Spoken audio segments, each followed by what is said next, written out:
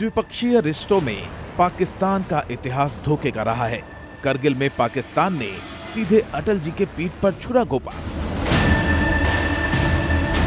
फिर भी जुलाई 2001 में अटल जी ने धोखा देने वाले पाकिस्तान के सैन्य शासक परवेज मुशर्रफ को आगरा शिखर सम्मेलन में बुलाया।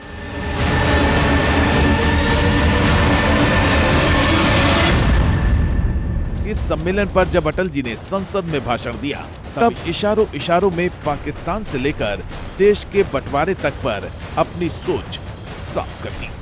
शिखर वार्ता के दौरान एक छोटी सी घटना हुई। मैं नहीं जानता मुझे उसका उल्लेख करना चाहिए या नहीं।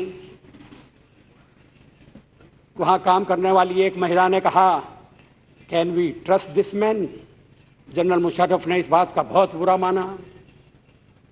सचमुच में एक छोटा सा मुद्दा बना दिया विवाद का,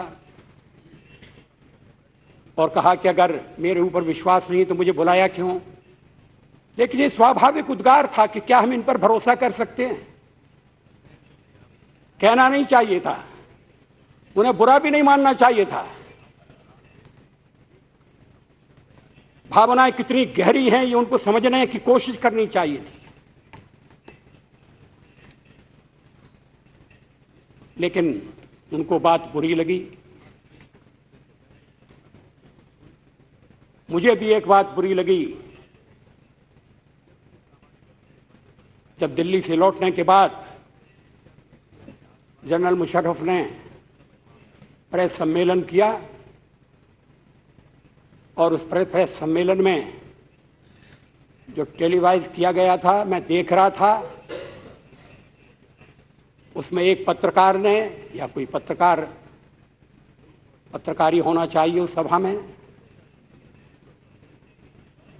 उन्होंने जनरल मुशर्रफ से पूछा कि अटल बिहारी वाजपेयी बार बार आपको धोखा देता है, तो फिर आप उससे बात क्यों करते हैं? एक ही रास्ता है, लड़ाई। जैसे हमने यहां अपनी महिला को समझाया कि शिष्टाचार के अंतर्गत ये नहीं आता है, हमने मेहमान बुलाए हैं, अतिथि देवो भव। अब जैसा भी अतिथि हो, अतिथि भी अपने अपने कर्मों के अनुसार मिलते हैं। मैं उसके लिए भी दूसरे को दोष नहीं देता, हमारी करनी धरनी है। लेकिन अविश्वास है। मैं नहीं जानता मुशर्रफ साहब ने उस पत्रकार को समझाया या नहीं। उन्होंने उस समय जो बात कही वो तो समझाने वाली बात थी कि भाई ऐसा मत कहो। और शायद उन्होंने कहा कि नहीं, वाजपेयी भले आदमी हैं। पता नहीं मैं कितना भला हूं, कब भला होता हूं, कब बुरा हो जाता हूं। मैं अविश्वास की बात कर रहा था। कश्मीर की जनता अपनी इच्छा से भारत के साथ मिली है, संविधान के अनुसार मिली है। ये बंधन अटूट है।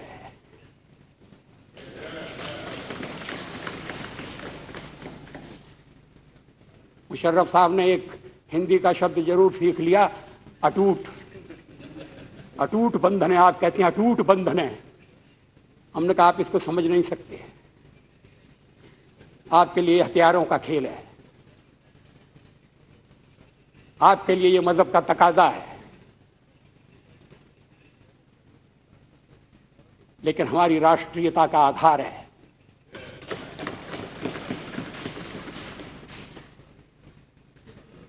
अब मजहब के आधार पर हम दूसरी बार हिंदुस्तान को बंटने नहीं देंगे। जी न्यूज़।